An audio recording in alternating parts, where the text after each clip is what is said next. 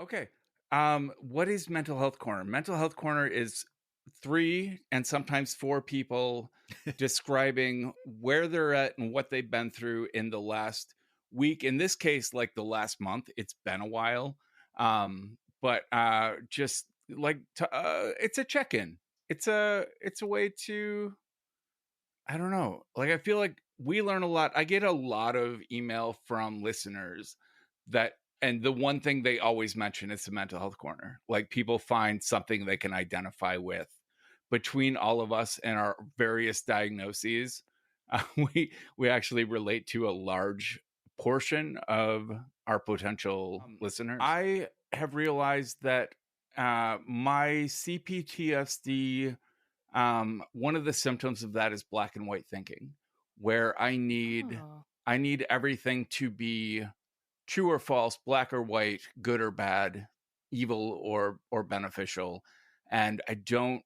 Okay, so it's intellectually, I can find the gray areas and I can live in the gray areas. And like, my favorite TV characters are not good or evil. They are complex characters with justifications and reasons and history and background. And intellectually, I love that. But I find that in like an argument or in even like a simple debate, I need all the evidence to either send me to the right or to the left, to the black or to the white. And I'm constantly this two-dimensional scale. I'm like, okay, now I believe this. Okay, now I believe this. I'm willing to change my mind, but it's a binary. And that's not super productive, especially when you are partnered up with an autistic person who literally everything is gray to them. And before they can say, oh, that's a great idea or that's a bad idea, they have so many questions. And like, I want to start the conversation with, that's a great idea. And here are the potential problems we might run into.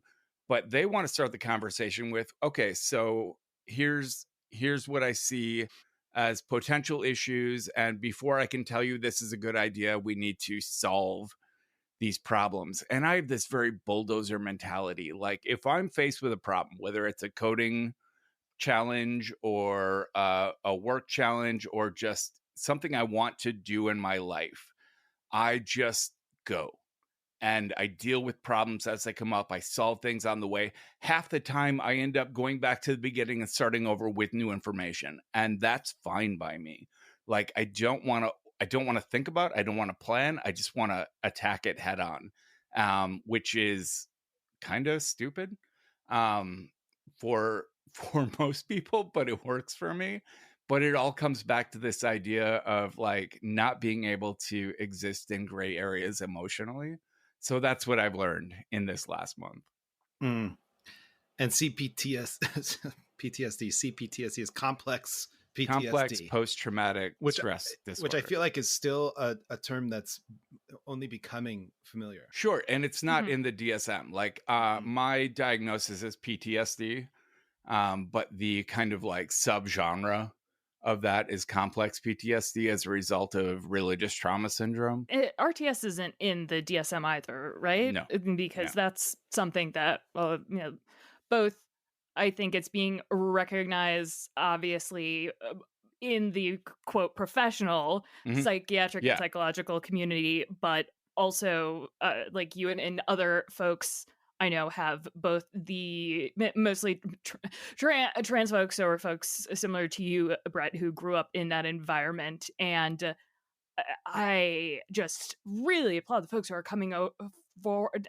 Coming forward sounds like a very, I don't know, like a gross term, but just talking about it in a way that unfortunately is needed to validate it to, again, quote, professionals. And right. Thank you for sharing that, because do you think that's also like a byproduct of bipolar stuff? You're still diagnosed with that, vice right? versa. I'm diagnosed bipolar, but bipolar is a symptom of CPTSD. Emotional dysregulation is a symptom of CP, as are attention disorders. Like, this all comes like and like I said, in the DSM, I'm just PTSD. And like that can explain all of my other various diagnoses. So even though that's the one I got the most recently, it's also the one that I feel is at the root of everything else I'm diagnosed with, which is quite the trip when you like live your life believing I am this, and I am this. These are my diagnoses. These are what are what the medical professionals have labeled me as. And then to find out, oh shit, this is all stemming from a problem I didn't realize I had until I was 45.